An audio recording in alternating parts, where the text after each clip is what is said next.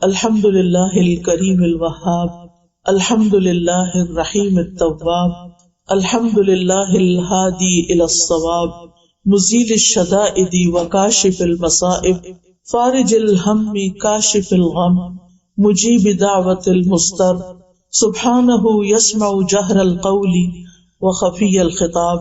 ہر طرح کی تعریف اور حمد اللہ رب العزت کے لیے ہے جو کرم کرنے والا ہے، عطا کرنے والا ہے۔ ہر طرح کی حمد و ثنا اللہ سبحانہ تعالیٰ کے لیے ہے جو بہت رحم فرمانے والا، بہت توبہ قبول کرنے والا ہے۔ ہر قسم کی حمد اللہ کے لیے ہے جو درست بات کی طرف رہنمائی کرنے والا ہے، جو سختیوں کو دور کرنے والا ہے، مصیبتوں کو ہٹانے والا ہے، پریشانیوں کو دور کرنے والا ہے، غموں کو مٹا دینے والا ہے، لاچار کی دعا قبول کرنے والا ہے۔ وہ پاک ہے جو ظاہری بات کو اور پوشیدہ بات کو بھی سنتا ہے۔ آج مجھے یہاں پر جو موضوع دیا گیا ہے وہ یہ ہے کہ ہم اپنے سٹریس، انزائٹی اور اس قسم کی دیگر چیزیں جو ہیں ان سے کس طرح ڈیل کریں۔ جیسا کہ ہم سب جانتے ہیں کہ اللہ سبحانہ تعالیٰ نے یہ دنیا بنائی اور اس دنیا میں انسان کو جو پیدا کیا اور اس کی جو زندگی بنائی وہ ایک امتحان کے لیے تھی۔ ہم سب ایک ٹیسٹ میں ہیں، اور جب بھی انسان کسی امتحان سے گزرتا ہے تو اس کو سٹریس تو ہوتا ہے۔ یعنی آپ سب طالب علم ہیں، آپ کو معلوم ہے کہ چھوٹا سا بھی کوئی ایگزام ہو، سب کچھ آتا بھی ہو، سب کچھ پڑھا ہوا بھی ہو، سب کچھ کیا ہوا بھی ہو، پھر بھی ایک ٹینشن ضرور ہوتی ہے۔ تو یہ تو بہت نیچرل ہے۔ کہاں یہ کہ اللہ سبحانہ تعالیٰ نے خود بتا دیا کہ لقد خلقنا الانسان فی کبد، کہ یقیناً ہم نے انسان کو بڑی مشقت میں پیدا کیا۔ آپ دیکھیں کہ انسان کے دنیا میں آنے کا جو مرحلہ ہے، جو ماں پر گزرتا ہے، جس وقت بچے کی ولادت ہو رہی ہوتی ہے، اگر آپ میں سے کوئی اس ایکسپیرینس سے گزرا ہو یا اس پروسیس کو جانتا ہو تو آپ دیکھیں کہ کتنے گھنٹے بعض اوقات لگ جاتے ہیں، بعض اوقات دن لگ جاتے ہیں ایک انسان کی دنیا میں آتے آتے، اور ماں بھی کس مشقت سے گزرتی ہے اور وہ بچہ بھی کس مشقت سے گزرتا ہے۔ یہ اس بات کی علامت ہوتی ہے کہ جس دنیا میں وہ آ رہا ہے وہ پھولوں کی سیج نہیں ہے، وہ مشکلات کی جگہ ہے۔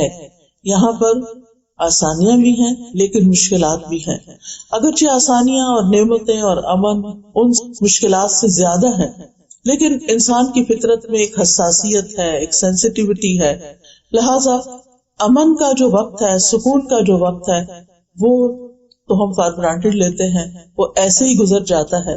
لیکن جب ہم پر کوئی تکلیف آتی ہے، کوئی مشکل آتی ہے، بعض اوقات ہم اپنے حواس کھو دیتے ہیں، بعض اوقات ہم بہت سٹریس میں چلے جاتے ہیں۔ تو اس صورت میں کرنا کیا چاہیے، کس طرح اس کو ہینڈل کریں، کس طرح ہم ڈیل کریں۔ قرآن مجید میں اللہ تعالیٰ فرماتے ہیں وَلَنَبْلُوَنَّكُمْ بِشَيْءٍ مِّنَ الْخَوْفِ وَالْجُوعِ وَنَقْصٍ مِّنَ الْأَمْوَالِ وَالْأَنفُسِ وَالثَّمَرَاتِ وَبَشِّرِ الصَّابِرِينَ الَّذِينَ إِذَا أَصَابَتْهُمْ مُصِيبَةٌ قَالُوا إِنَّا لِلَّهِ وَإِنَّا إِلَيْهِ رَاجِعُونَ أُولَئِكَ عَلَيْهِمْ صَلَوَاتٌ مِّن رَّبِّهِمْ وَرَحْمَةٌ وَأُولَئِكَ هُمُ الْمُهْتَدُونَ۔ اللہ تعالیٰ کا ارشاد ہے، اور یقیناً ہم تمہیں خوف اور بھوک اور مالوں اور جانوں اور پھلوں کی کمی میں سے کسی نہ کسی چیز کے ساتھ ضرور آزمائیں گے۔ یعنی کبھی ایک آزمائش ہوگی، کبھی دوسری ہوگی، یہ پہلے سے بتا دیا گیا کہ یہ سارے ٹیسٹ ہوں گے، اور صبر کرنے والوں کو خوشخبری دے دیجئے۔ یہ وہ لوگ ہیں کہ جب انہیں کوئی مصیبت آتی ہے تو کہتے ہیں بے شک ہم اللہ کے لیے ہیں اور بے شک ہم اسی کی طرف لوٹنے والے ہیں۔ یہ وہ لوگ ہیں جن پر ان کے رب کی طرف سے کئی مہربانیاں، بڑی رحمت ہے، اور یہی لوگ دراصل ہدایت پانے والے ہیں۔ یعنی مشکلات تو ہوں گی، لیکن جو مشکلات کو آسان طریقے سے ہینڈل کر لے گا وہ کامیاب ہو جائے گا، اور اس کا بنیادی نقطہ، سینٹرل پوائنٹ کیا ہے؟ صبر۔ اللہ سبحانہ تعالیٰ نے ایک اور جگہ پر فرمایا وَنَبْلُوكُمْ بِالشَّرِّ وَالْخَيْرِ فِتْنَةً وَإِلَيْنَا تُرْجَعُونَ، ہم تمہیں اچھے اور برے حالات سے آزمائیں گے، دونوں طرح سے، یعنی نعمت بھی آزمائش ہوتی ہے، آسانی بھی ایک آزمائش ہوتی ہے، اور بالآخر تمہیں ہماری طرف لوٹ کر آنا ہے۔ آزمائش کا تعلق ضروری نہیں کہ ہمارے کسی گناہ سے وہ ہو بھی سکتا ہے اور وہ نہیں بھی ہو سکتا۔ بعض آزمائشیں، بعض تکلیفیں انسان کے اپنے ہاتھوں کی کمائی کا نتیجہ ہوتی ہیں۔ مثلا بعض بیماریاں جو ہیں وہ انسان کو کیوں لگتی ہیں؟ کیونکہ اس کے اپنی غلطیاں ہوتی ہیں۔ لیکن بعض دفعہ انسان ہر لحاظ سے اپنے آپ کو ٹھیک رکھتا ہے لیکن پھر بھی اس میں تکلیف آ جاتی ہے. تو اس سلسلے میں انسان کو ہمیشہ یاد رکھنا چاہیے کہ دنیا میں جو بڑے بڑے نیک لوگ آئے تھے، پیغمبر آئے تھے، ان پر تو آزمائشیں اور امتحان ہم سے بھی زیادہ تھے. اللہ سبحانہ وتعالیٰ فرماتے ہیں وَلَقَدْ كُذِّبَتْ رُسُلٌ مِّن قَبْلِكَ فَصَبَرُوا عَلَىٰ مَا كُذِّبُوا وَأُوذُوا حَتَّىٰ أَتَاهُمْ نَصْرُنَا وَلَا مُبَدِّلَ لِكَلِمَاتِ اللَّهِ، اور بے شک آپ سے پہلے کئی رسول جھٹلائے گئے، یعنی نبی صلی اللہ علیہ وسلم سے پہلے بہت سے رسولوں کو ان کی قوم نے جھٹلا دیا، ایمان ہی نہیں لائے، مان کے ہی نہیں دیا، ان کی کوئی بات سن کے ہی نہیں دی، حالانکہ وہ اللہ سبحانہ تعالیٰ کی طرف سے اپوائنٹڈ تھے. تو انہوں نے اس پر صبر کیا، یعنی کسی طرح کا نیگیٹو ریئیکشن ظاہر نہیں کیا، اور وہ جھٹلائے گئے اور ایذا دیے گئے، تکلیف دیے گئے، یہاں تک کہ ان کے پاس ہماری مدد آ گئی، اور کوئی اللہ کی باتوں کو بدلنے والا نہیں. تو اس سے یہ پتہ چلتا ہے کہ اللہ تعالیٰ کی یہ سنت تو جاری رہے گی کہ وہ لوگ بھی آزمائے جائیں گے جو برے کام کرتے ہیں، اور وہ لوگ بھی آزمائے جائیں گے جو اچھے کام کرتے ہیں، یعنی نیک عمل کرنے والوں کو بھی آزمایا جائے گا، امتحان لیا جائے گا. نوح علیہ السلام جو بہت ابتدائی پیغمبروں میں سے ہیں، ہم جانتے ہیں کہ وہ 950 سال تبلیغ کرتے رہے، لیکن کس طرح ان پر آزمائش آئی کہ چند لوگوں کے سوا کوئی ان پر ایمان نہیں لایا، مگر وہ اپنا کام کرتے رہے، انہوں نے صبر سے کام لیا. موسیٰ علیہ السلام کے لیے فرعون کی آزمائش تھی، یعقوب علیہ السلام سے یوسف علیہ السلام جدا ہو گئے تو 40 سال کی جدائی انہیں برداشت کرنا پڑی، اور وہ اپنے پیارے بیٹے کی جدائی میں روتے رہے کہ ان کی آنکھیں سفید ہو گئیں. یوسف علیہ السلام کی الگ آزمائش ہو رہی تھی، کبھی ایک طرح کبھی دوسری طرح، کبھی بھائیوں نے کنویں میں پھینک دیا، کبھی وہ مصر کے بازار میں بک گئے، کبھی وہ عزیز مصر کے گھر میں اس عورت سے آزمائے گئے اور بالآخر جیل میں ڈال دیے گئے بغیر کسی قصور کے، اور 9 سال کے قریب وہ جیل میں رہے، پھر بالآخر وہاں سے نکالے گئے، اور اللہ سبحانہ تعالیٰ نے دنیا میں بھی ان کے صبر کا ان کو بہترین بدلہ دیا. ایوب علیہ السلام ہم دیکھتے ہیں قرآن مجید میں کہ ان پر آزمائش آئی بیماری کی، اور روایات میں آتا ہے کہ 18 سال تک وہ سخت قسم کی سکن ڈیزیز میں مبتلا رہے. ایک دن کے لیے بھی اگر کہیں ہاتھ پہ کوئی چیز نکل آئے یا کہیں خارش شروع ہو جائے تو انسان بے چین ہو اٹھتا ہے، کہاں یہ کہ 18 ایئرس تک. لیکن ان کا صبر کتنا مثالی تھا. وہ کہا کرتے تھے، یعنی جب ان پہ یہ تکلیف آئی کہ اے اللہ، پہلے تو میرے اور تیرے درمیان میرے گھر والے تھے، میرے بچے تھے، میری دنیا کے کام کاروبار تھے، لیکن تو نے مجھ سے سب کچھ لے لیا، اب میرے اور تیرے بیچ میں کچھ بھی نہیں بچا. اب جس طرح تیری عبادت کی مجھے لذت نصیب ہوتی ہے وہ اس سے پہلے کبھی نہیں تھی. اب یہ بھی ایک مائنڈ سیٹ ہے کہ تکلیف کی وجہ سے وہ اللہ سبحانہ تعالیٰ کو اور زیادہ قریب سے پکار رہے ہیں. سوچ کی بات ہے نا. وہ یہ بھی کہہ سکتے تھے کہ اب تو نے سب کچھ مجھ سے لے لیا تو میں کیوں تیری عبادت کروں، جیسے ہمارے عام طور پر لوگ کرتے ہیں کہ اگر انہوں نے نمازیں پڑھی ہوں، دعائیں کی ہوں اور امتحان میں کامیاب نہ ہو یا مطلوبہ نمبر نہ آئے ہوں تو پھر کیا ہوتا ہے، نماز ہی چھوڑ کے بیٹھ جاتے ہیں یا اللہ تعالیٰ سے ناراض ہو جاتے ہیں. حالانکہ اس سے مسئلہ حل تو نہیں ہوتا اور بگڑتا ہے، لیکن ناسمجھی کی باتیں ہیں یہ. اسی طرح ہم دیکھتے ہیں کہ نبی صلی اللہ علیہ وسلم کے لیے بہت مشکل کا دن تھا جب آپ طائف کے سفر کے لیے روانہ ہوئے. پھر اسی طرح حضرت عائشہ رضی اللہ تعالیٰ عنہا پر ایک الزام لگا تھا، اور اس الزام کی وجہ سے وہ 1 مہینے سے زائد عرصے تک روتی رہی اور تکلیف میں مبتلا رہی، حالانکہ وہ نبی صلی اللہ علیہ وسلم کی بہت پیاری بیوی تھی. اسی طرح پچھلی امتوں پر بحیثیت امت بھی بہت تکلیفیں آئیں. اللہ تعالیٰ فرماتے سورۃ البقرہ آیت 214 ام حسبتم ان تدخلوا الجنۃ ولما یأتکم مثل الذین خلوا من قبلکم مستهم البأساء والضراء وزلزلوا حتى يقول الرسول والذین آمنوا معه متى نصر اللہ الا ان نصر اللہ قریب. کیا تم لوگ سمجھتے ہو کہ تم یوں ہی جنت میں داخل ہو جاؤ گے جبکہ ابھی تمہیں اس جیسی تکلیف تو پیش ہی نہیں آئی جو تم سے پہلے گزرے ہوئے لوگوں کو آئی؟ انہیں سختیاں اور تکلیفیں پہنچی اور وہ ہلا مارے گئے، یہاں تک کہ رسول اور وہ لوگ جو ان کے ساتھ تھے ان پر ایمان لائے تھے وہ پکار اٹھے کہ اللہ کی مدد کب آئے گی. سنو، بے شک اللہ کی مدد تو قریب ہے. یعنی اللہ کی مدد ضرور آتی ہے لیکن امتحان تو ہوتا ہی ہے. اب سوال ہی پیدا ہوتا ہے کہ یہ امتحان کیوں آتے ہیں، یہ غم اور پریشانیاں کیوں آتی ہیں؟ نمبر 1، انسان کے ایمان کے امتحان کے لیے کہ وہ اللہ سبحانہ تعالیٰ پر کتنا سچا پکا ایمان رکھتا ہے، یعنی خوشحالی میں ہی صرف اللہ کو یاد کرتا ہے یا مشکل میں بھی اللہ تعالیٰ کو یاد کرتا ہے۔ اگر کوئی شخص تکلیف کے وقت اللہ تعالیٰ کی طرف رجوع کرتا ہے اور آزمائش میں اللہ تعالیٰ سے مدد مانگتا ہے تو ایسا شخص ایک اگلے ہائر لیول پہ چلا جاتا ہے اور وہ اپنے ایمان کی سچائی کا ثبوت دیتا ہے۔ دوسری وجہ انسان کو بلند درجات دینے کے لیے، حدیث میں آتا ہے کہ بندے کے لیے اللہ کے ہاں ایک بہت اونچا مقام ہوتا ہے، لیکن وہ اپنے عمل کی وجہ سے وہاں تک نہیں پہنچ سکتا، یعنی اس کی عبادت یا باقی اعمال کم ہوتے ہیں، تو اللہ تعالیٰ اسے اپنے جسم یا مال یا اولاد کی آزمائش میں ڈال دیتا ہے۔ ابو داؤد کہتے ہیں کہ پھر اللہ تعالیٰ اسے صبر کی توفیق بھی دیتا ہے، حتیٰ کہ وہ انسان اس صبر کی وجہ سے اس بلند ترین مقام پہ جا پہنچتا ہے۔ تو یہ ایک ریزن ہوتی ہے انسان کے اوپر سخت امتحان کی کہ اللہ سبحانہ تعالیٰ اس کو ایک اعلیٰ منزل دینا چاہتے ہیں، لیکن اس کے عمل ایسے نہیں ہوتے کہ اعمال کی بنیاد پر وہاں پہنچے، لہٰذا اس پر آزمائش آتی ہے جس پہ وہ صبر کرتا ہے اور بلند درجے پاتا ہے۔ پھر اسی طرح اللہ تعالیٰ کی طرف سے اس انسان کے لیے بھلائی کا ارادہ ہوتا ہے، حدیث میں آتا ہے مَن یرد اللہ بہ خیرا یصب منہ، اللہ جس کے ساتھ بھلائی کا ارادہ کرتا ہے اسے مشکل میں ڈال دیتا ہے، مصیبت میں ڈال دیتا ہے۔ کیوں؟ اس لیے کہ انسان میچور ہو ہی نہیں سکتا۔ آپ نے کبھی دیکھا ہوگا کچی اینٹیں اور پکی اینٹیں، کبھی بھٹا دیکھا ہوگا جس میں اینٹیں پک رہی ہوتی ہیں، اس سے پہلے وہ لوگ مٹی کو گارے کو بنا کے اور اس سے سانچے سے نکال کے اینٹیں رکھے ہوئے ہوتے ہیں، پھر وہ کسی درجے میں سوکھتی ہیں، پھر ان کو بھٹی کی نظر کرتے ہیں اور وہ کئی دن تک ان کے نیچے آگ جلائی جاتی ہے، پھر وہ اتنی پکی اینٹیں ہو جاتی ہیں کہ پھر ان کے اوپر پوری عمارتیں کھڑی کر دی جاتی ہیں۔ تو بالکل اسی طرح انسان میچور نہیں ہوتا، کچا ہی رہتا ہے، اس کے اندر پختگی نہیں آتی، وہ بڑے کام کرنے کے قابل نہیں ہوتا جب تک وہ مشکلات سے نہیں گزرتا۔ اسی لیے آپ اگر ریشو دیکھیں عام طور پر تو جو بچے مشکلات سے نکلتے ہیں پڑھائی میں اور آگے بڑھنے کی ہرس میں، جو ان میں سے آ جاتے ہیں آگے، وہ بہت محنتی ہوتے ہیں بنسبت ان بچوں کو جن کو بہت لاڈ پیار ملا ہوتا ہے، چھوٹی چھوٹی چیز سے گھبرا جاتے ہیں۔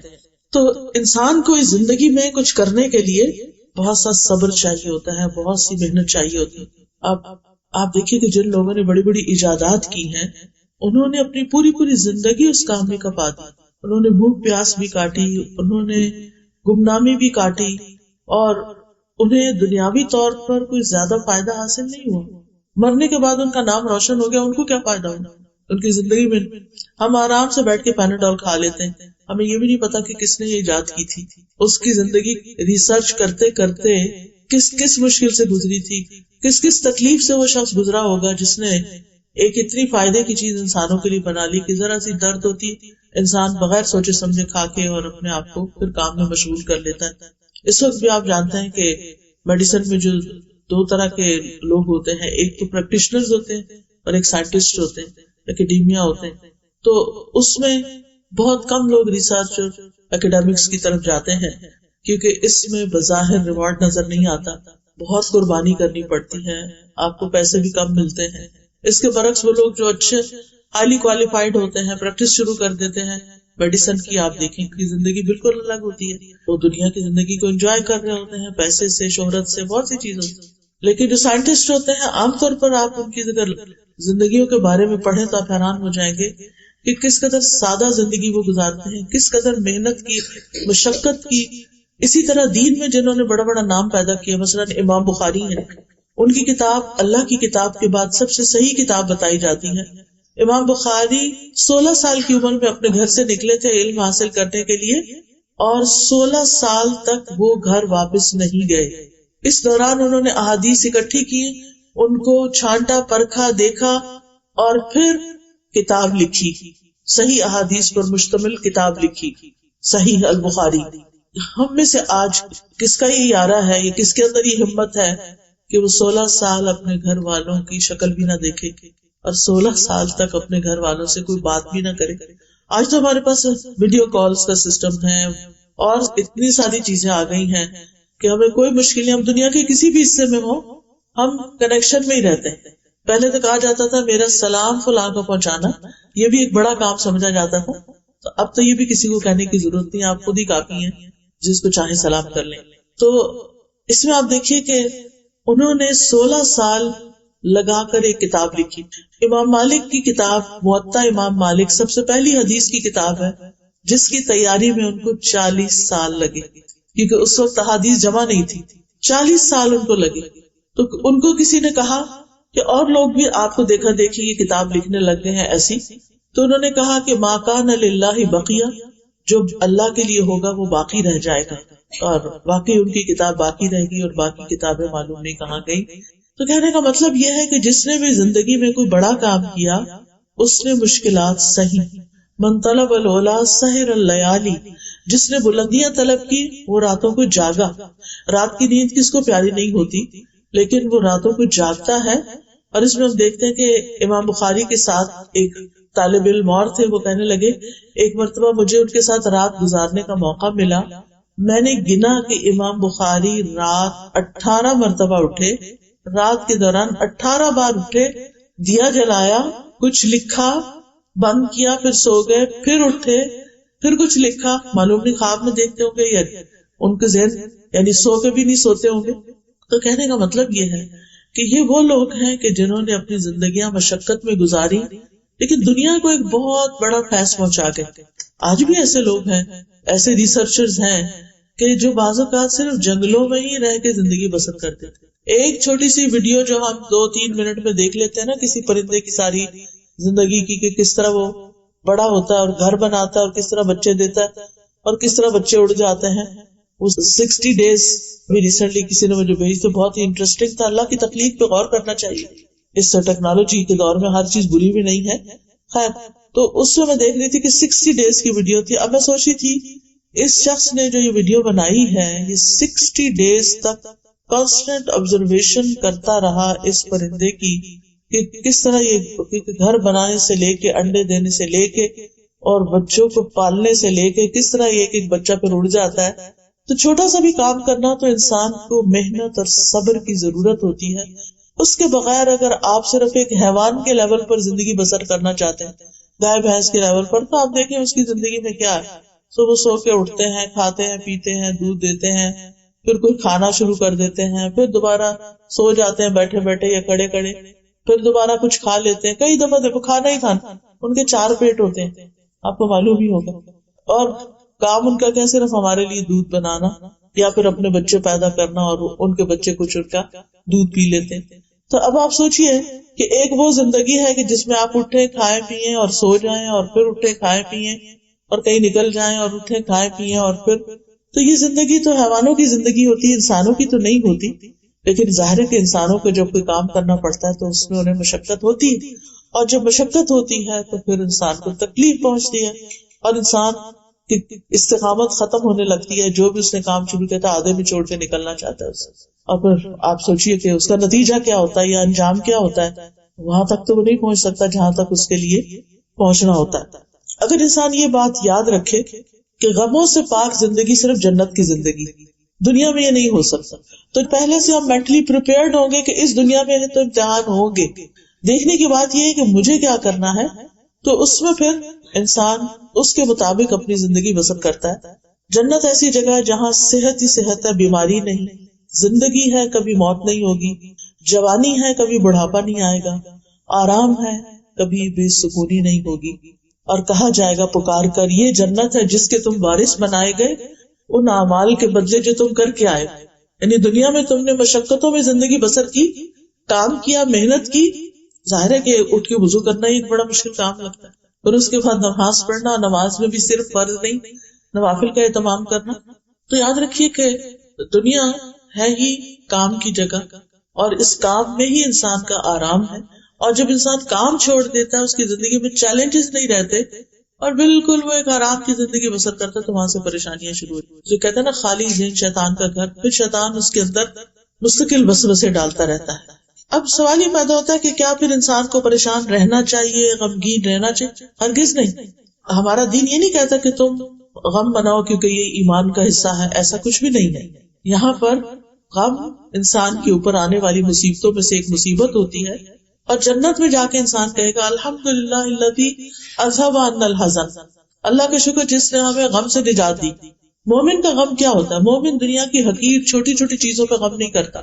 مومن کا غم یہ ہوتا ہے کہ میری آگے کی دنیا کا جو کبھی ختم نہیں ہوگی اس کا کیا بنے گا، کیا میرا رب مجھ سے راضی ہے یا نہیں، اس کی ساری فکر اسی چیز کی ہوتی ہے۔ اور پھر آپ دیکھیے کہ ہمارا دین ہمیں اس سے منع کرتا ہے کہ ہم ہر وقت غمگین رہیں۔ جنگ احد میں مسلمانوں کو غم پہ غم پہنچا تھا، 70 صحابہ شہید ہو گئے تھے، نبی صلی اللہ علیہ وسلم کے دندان مبارک شہید ہوئے، پھر اسی طرح مسلمانوں کا بہت مالی نقصان، ہر طرح کا نقصان ہوا تھا۔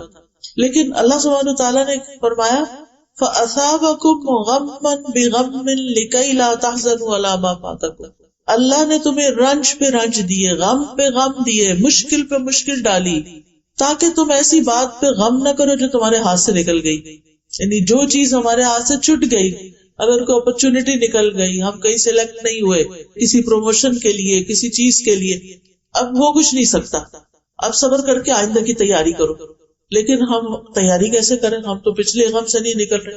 تو انسان آگے نہیں جا سکتا جب تک کہ وہ پیچھے سے چھٹکارا حاصل نہیں کرتا۔ تو اللہ سبحانہ وتعالیٰ غم پہ غم کیوں ڈالتا ہے؟ تاکہ انسان غم نہ کرے۔ تو کہتے ہیں مشکلیں اتنی پڑی مجھ پر کہ آسان ہو گئی، کیونکہ جس انسان کی زندگی میں مشکل پہ مشکل آتی ہے تو جب وہ کسی کی مشکل کو دیکھتا ہے تو سمجھتا ہے کہ یہ تو کچھ مشکل ہی نہیں، میں بہتوں سے اچھا ہوں۔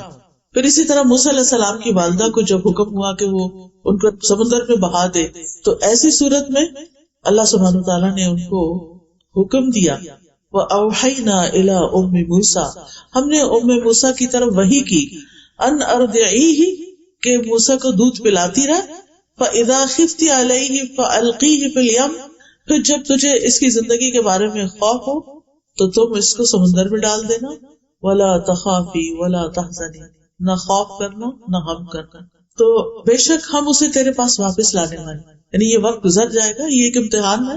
لیکن اس کے باوجود موسیٰ علیہ السلام کی والدہ نے جب ان کو سمندر میں ڈالا تو ان کا دل اڑ گیا، یعنی ان کے لیے ناقابل برداشت تھا کہ وہ اپنے ہاتھوں اپنے بچے کو کہاں ڈال رہی ہیں۔ اب یہ جو غم ہوتا ہے نا، غم منانے اور غم پالنے کے نقصان ہوتے ہیں۔ ابن قیم کہتے ہیں 4 چیزیں جسم کو تباہ و برباد کر دیتی ہیں: پریشانی، غم، بھوک اور بیداری۔ پریشانی اور غم عزم کو، ارادوں کو کمزور کر دیتے ہیں، یعنی جب انسان پہ بہت غم آتے ہیں نا، پھر وہ کچھ زندگی میں کرنا نہیں چاہتا، لہذا پیچھے رہ جاتا ہے، دل میں کمزوری پیدا ہو جاتی ہے، اور بندے اور اس کے کاموں میں محنت کرنے کے درمیان رکاوٹ بن جاتے ہیں۔ یعنی اگر آپ کی عادت ہے نا ہر وہ غم کرنا، تو پھر آپ ترقی نہیں کر سکتے، محنت نہیں کر سکتے، تو ہر اس کام میں وہ پیچھے رہ جاتا ہے جو اس کے لیے مفید ہوتا ہے۔ یہ غم سفر کا راستہ کاٹ دیتے ہیں، اس کو پیچھے کی طرف واپس پلٹا دیتے ہیں، رکاوٹ بن کر اس کا سفر روک دیتے ہیں، یا اس کے لیے علم سے رکاوٹ بن جاتے ہیں۔ تو یہ چیزیں سفر پر جانے والے کے لیے بہت بھاری ہیں۔ یعنی مقصد کیا ہے کہ اگر انسان غم ہی کرتا رہتا ہے تو پھر آگے نہیں بڑھ سکتا۔ ابراہیم بن ادم کہتے ہیں غم 2 طرح کے ہوتے ہیں، ایک غم تمہارے حق میں ہے، ایک غم تمہارے خلاف ہے۔ جو غم حق میں ہے وہ آخرت کا غم، کہ وہاں کے بارے میں فکر مند ہونا چاہیے، اور ایک غم آخرت کا، اور دوسرا وہ غم جو تمہارے خلاف ہے، وہ دنیا کی رونق کا غم ہے کہ وہ کیوں نہیں نصیب ہوئی۔ اب آپ دیکھیے کہ پھر کرے کیا؟ غم تو آتے ہیں، پریشانیاں تو آتی ہیں۔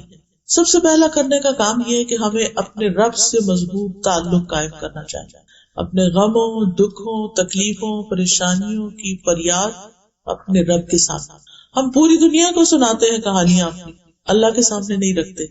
ہمارے کے آگے روتے ہیں، ہم اللہ کے آگے نہیں روتے، ہم سجدے میں نہیں روتے، ہم دعا میں نہیں روتے، ہم تنہائی میں اللہ سے باتیں نہیں کرتے۔ نتیجہ کیا ہوتا ہے؟ جن بندوں کے سامنے ہم غم رکھتے ہیں، کبھی وہ ہمیں تسلی دیتے ہیں اور کبھی ہمیں الٹا ڈانٹ دیتے ہیں، اور کبھی وہ ہماری بات ہی نہیں سمجھتے، حاصل کچھ بھی نہیں ہوتا۔ لیکن اللہ تعالیٰ تو ہمارے دلوں کے حال تک جانتا ہے۔ یعقوب علیہ السلام سے جب یوسف علیہ السلام جدا ہوئے تو انہوں نے کیا کہا؟ انما اشکو بثی وحزنی الی اللہ، میں اپنے غم اور دکھ کی فریاد اللہ سے کرتا ہوں۔ اور کرنا بھی ایسے ہی چاہیے کہ انسان اپنے غموں کو اللہ کے سامنے رکھے۔ حدیث میں آتا ہے اللہ تعالیٰ فرماتے ہیں میں اپنے بندے کے ساتھ اس کے گمان کے مطابق ہوتا ہوں جو وہ میرے بارے میں رکھتا ہے، یعنی اگر اس کی تھنکنگ پازیٹیو ہوگی تو اس کو ایسا ہی رسپانس ملے گا، اور اگر نیگیٹو ہوگی تو اس کو ویسا ہی رسپانس ملے. پھر یہ کہ ہماری جتنی بھی ضرورتیں ہیں، جتنی بھی چیزیں ہم چاہتے ہیں کہ زندگی میں ہمیں ملیں، وہ سب ہمیں اللہ کے سامنے رکھنی چاہیے. قرآن مجید میں آتا ہے امن یجیب المضطر اذا دعاہ ویکشف السوء، کون ہے جو لاچار کی فریاد رسی کرتا ہے اور اس سے تکلیف دور کر دیتا ہے؟ صرف اللہ. لوگوں کے شکوے کچھ اور لوگوں سے نہیں کرنا، ان سے واپس نہیں کرنا کیونکہ وہ معاملات کو الجھا دیتے ہیں. صرف اللہ سے شکوے کرنا ہے، اللہ کے آگے گڑ گڑانا ہے، اور مشکل وقت میں اللہ پر بھروسہ کرنا ہے، اللہ پر ہی توکل کرنا ہے. اللہ ہے نا، اللہ کر دے گا. اللہ تعالیٰ کو کوئی چیز نہیں روکتی، اللہ تعالیٰ کے لیے کوئی کام کرنا مشکل نہیں. اللہ سبحانہ وتعالیٰ تو میرے دل کی بات بھی سنتا ہے، اگر میں زبان سے اور رو کے دعا کرتا ہوں تو کیوں نہیں سنے؟ اس کا تو وعدہ ہے وَإِذَا سَأَلَكَ عِبَادِي عَنِّي فَإِنِّي قَرِيبٌ أُجِيبُ دَعْوَةَ الدَّاعِ إِذَا دَعَانِ فَلْيَسْتَجِيبُوا لِي وَلْيُؤْمِنُوا بِي، کہ جب آپ سے میرے بندے میرے بارے میں پوچھیں تو انہیں بتا دیجیے میں تو قریب ہوں. انی قریب، اجیب ہوں، میں جواب دیتا ہوں. دعوت الداعی، پکارنے والے کی پکار کا. گویا جب بھی ہم کہتے یا اللہ تو اللہ تعالیٰ ہمیں جواب دیتا ہے. اے میرے بندے بتا تو کیا چاہتا ہے. اگرچہ اللہ کو پتا ہے ہم کیا چاہتے ہیں، لیکن اللہ تعالیٰ ہمارے منہ سے سننا چاہتا ہے، کیونکہ دعا ایک عبادت ہے. اور جب ہم اپنے منہ سے اپنی بات بیان کرتے ہیں تو ہمارا دل ہلکا ہو جاتا ہے. لوگوں کے سامنے جب ہم بیان کرتے ہیں تو کبھی اور بھی بوجھل ہوتا ہے کہ ڈر ہوتا ہے یہ مسئلہ کہیں بگڑ ہی نہ جائے، کسی اور کو ہی نہ بتا دے. مشکل حالات میں اللہ پہ بھروسہ کرنا سیکھیے، اپنے معاملات اللہ کے سپرد کیجیے. یعنی ہم انسان مشکل نہیں دور کر سکتے، اللہ کے لیے کچھ مشکل نہیں. وہ وہاں سے رستہ دکھاتا ہے جہاں سے انسان سوچ بھی نہیں سکتا. قرآن مجید سورۃ الطلاق کی آیت 3 میں آتا ہے وَمَن يَتَوَكَّلْ عَلَى اللَّهِ فَهُوَ حَسْبُهُ إِنَّ اللَّهَ بَالِغُ أَمْرِهِ قَدْ جَعَلَ اللَّهُ لِكُلِّ شَيْءٍ قَدْرًا. جو شخص اللہ پہ بھروسہ کرے تو اللہ اس کے لیے کافی ہے. اللہ اپنے کام پورے کر کے رہتا ہے. اللہ نے ہر چیز کا ایک اندازہ مقرر کر کے، ہر چیز کا ایک وقت ہے. جیسے آپ بیج ڈالتے ہیں تو درخت کا پھل آنے میں ایک وقت لگتا ہے، لیکن آپ دیکھیں جیسے ہو سکتا ہے آپ کے گھر میں کہیں چیکو کا درخت لگا ہوا، میں کبھی دیکھتی نا کہ ایسے درخت تو بہت پھل لاتے ہیں، یا کبھی شہتوت کا درخت دیکھا جب وہ پھل لاتا ہے اس قدر بھرا ہوا کتنا پھل ہوتا ہے اس کا. میں سوچتی ہوں کہ اس کی اوریجن کیا ہے، اس کا روٹ کیا ہے، کتنے بیج ڈالے گئے ہوں گے. ایک بیج اور پھر اس سے اتنا بڑا درخت اور اس پر اتنا زیادہ فروٹ، ایک بیج کے اندر اتنا پوٹینشیل. اور انسان کی مثال تو حدیث میں درخت سے ہی دی گئی ہے کہ ایور گرین درخت. مومن کی مثال ایسے ہی ہے جیسے ایور گرین درخت ہو. مومن کبھی سوکھتا نہیں، مومن پہ خزاں نہیں آتی، مومن غموں سے گھبراتا نہیں، مومن حل جانتا ہے، مومن اللہ کا دامن تھام لیتا ہے. لیکن جو دعا ہم نے کی وہ سنی گئی، وہ یقیناً سنی گئی، قبول بھی ہو گئی. اس کا نتیجہ ہم کچھ عرصے بعد دیکھیں گے. ان اللہ بالغ امرہ قد جعل اللہ لکل شیء قدرا، بے شک اللہ نے ہر چیز کا ایک اندازہ مقرر کر رکھا ہے، اس لیے وہ اپنے وقت پر ہی کام ہوگا. اس وقت تک کے لیے ہم کیا کریں؟ صبر اور دعا سے کام لیں، کیونکہ ان دو چیزوں سے اجر بڑھتا رہتا ہے. پھر اس بات پر یقین کرنا کہ ہر تنگی کے بعد آسانی ہے. فَإِنَّ مَعَ الْعُسْرِ يُسْرًا، إِنَّ مَعَ الْعُسْرِ يُسْرًا، تنگی کے بعد آسانی ہے، پھر تنگی کے بعد آسانی ہے.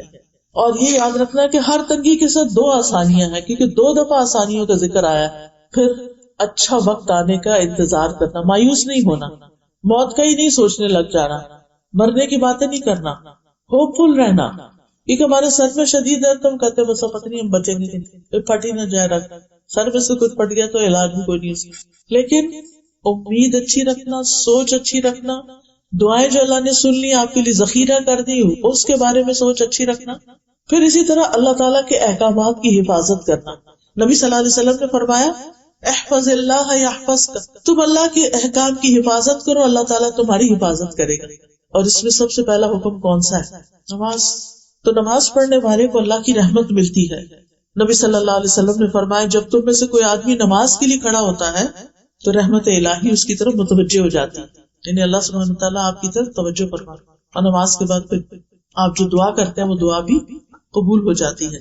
خصوصاً فجر کی نماز کی حفاظت کرنے والا اللہ کی امان میں ہوتا ہے. چاشت کی 4 رکعت نماز پڑھنا دن بھر اللہ کی حفاظت ملتی ہے. دوسری اہم چیز کرنے کے کاموں میں سے یعنی پہلا تھا اللہ کے ساتھ اپنا تعلق مضبوط کرنا، امید رکھنا، آسانی رکھنا، یقین رکھنا کہ اللہ تعالیٰ ضرور مدد کرے گا، اللہ کا تقوی اختیار کرنا، اللہ پہ توکل کرنا، ہر نیکی اللہ ہی کے لیے کرنا. دوسرا ہے قرآن سے متعلق مضبوط کرنا. قرآن ایمان والوں کے لیے شفا اور رحمت ہے. اللہ تعالیٰ نے ہمارے لیے قرآن کی شکل میں ایسی روحانی بیماریوں کے لیے شفا رکھ دی ہے اور اس کے لیے بھیجی ہے یہ کتاب. یہ الگ بات ہے کہ ہم اس سے فائدہ نہیں اٹھاتے. یہ کتاب اللہ کی رحمت لانے والی بابرکت کتاب ہے. اللہ تعالیٰ فرماتے ہیں وَهَذَا كِتَابٌ أَنزَلْنَاهُ مُبَارَكٌ، یہ کتاب جو ہم نے اتاری ہے بڑی بابرکت ہے.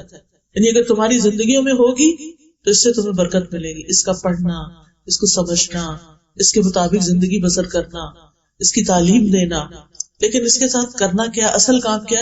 فَاتَّبِعُوهُ، اس کی پیروی کرو، اس کو فالو کرو، اس کو اپنا امام بناؤ، اس کو اپنا رہنما بناؤ.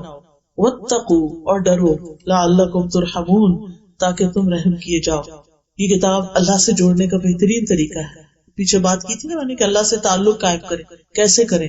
نماز سے کریں اور قرآن کے ذریعے کریں. اور پھر گھروں میں برکت، آپ کی زندگی میں برکت. اور جتنا جتنا آپ اس کتاب کو پڑھتے چلے جائیں گے اتنا اتنا آپ کے دل میں بھی سکون آئے گا. جتنی اس کی خدمت کریں گے اتنی آپ کی زندگی میں برکتیں آئیں گی.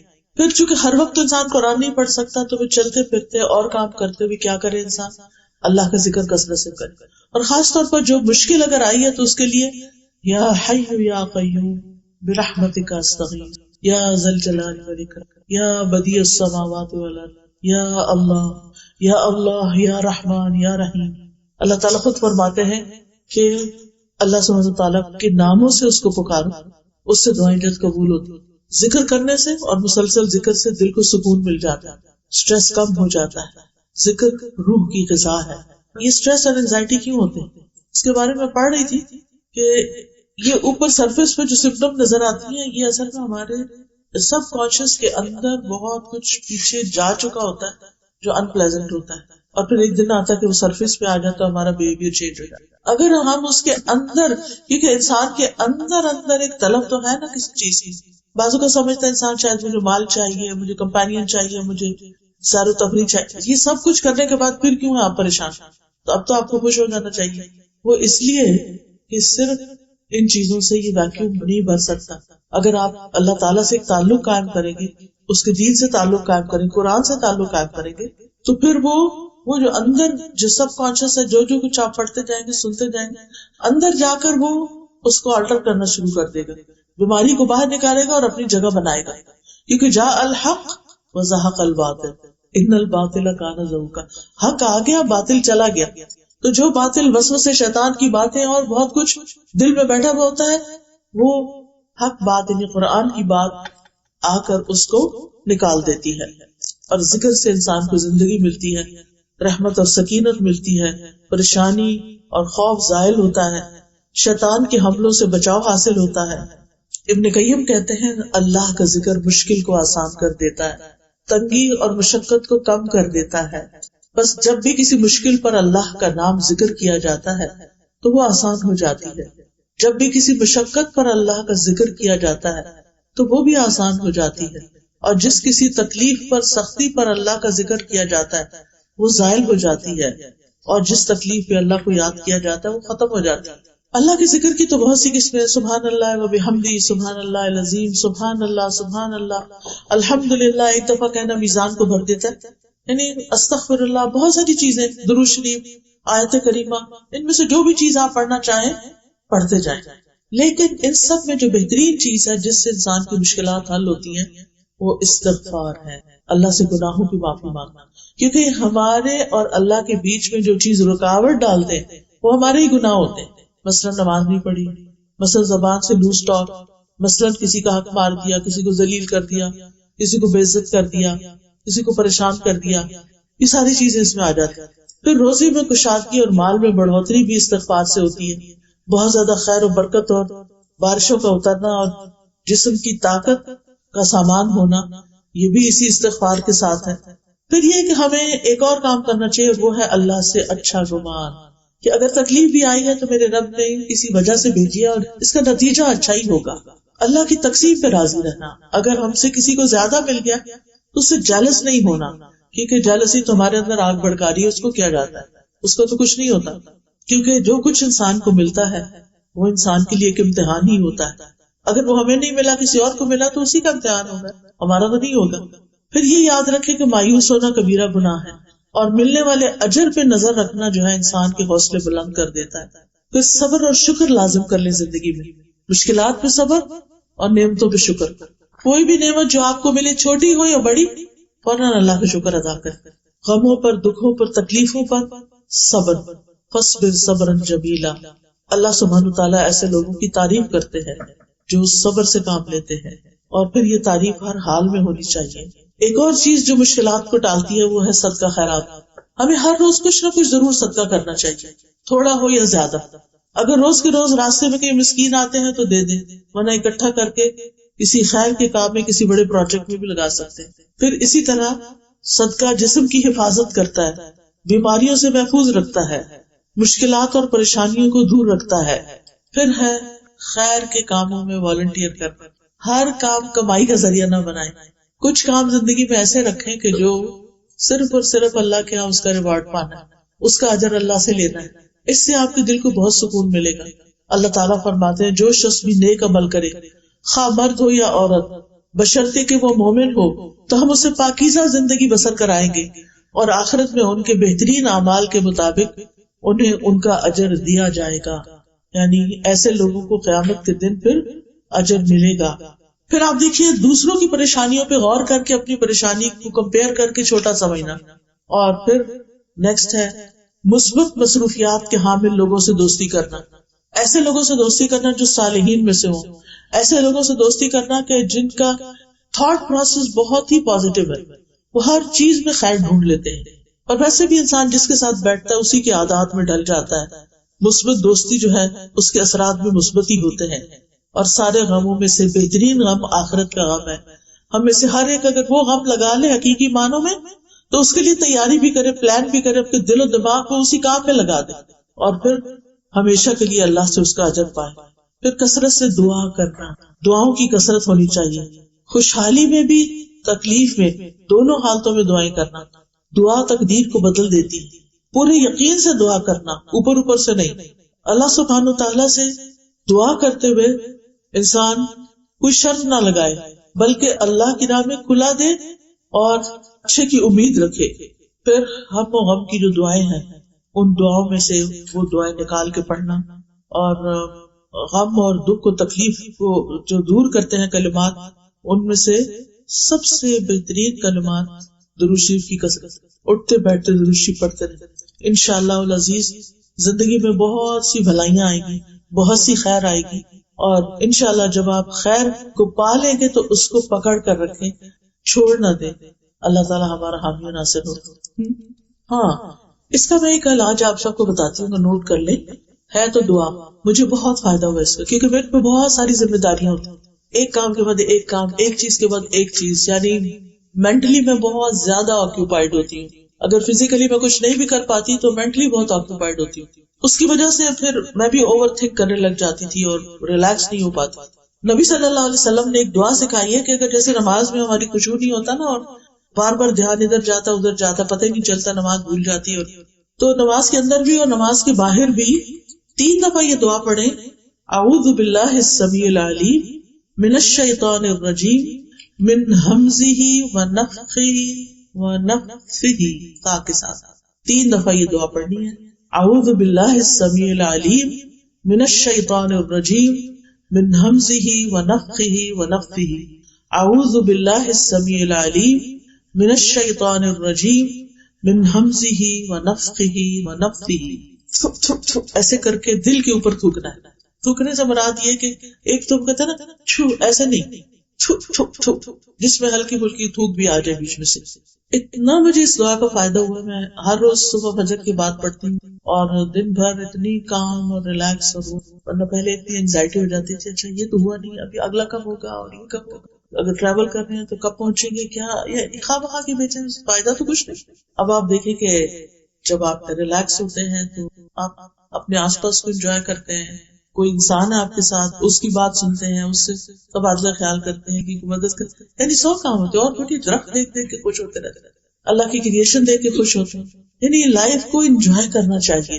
جب ہم غم میں، دکھ میں، اسٹریس میں، انگزائٹی میں، پریشانی میں، تناؤ میں، ڈپریشن میں ہوتے ہیں تو ہم زندگی انجوائے کر سکتے ہیں. اور زندگی آسان نہیں ہے، زندگی میں تو ٹیسٹ ہوں گے ہی، لیکن ہمیں اس کے ساتھ ڈیل کرنا آنا چاہیے. اسی طرح اگر آپ کو زیادہ ہو رہا ہے کوئی مسئلہ تو پھر ربی اعوذ بک من ہمزات الشیاطین واعوذ بک ربی ان یحضرون ساتھ پڑھ لیں.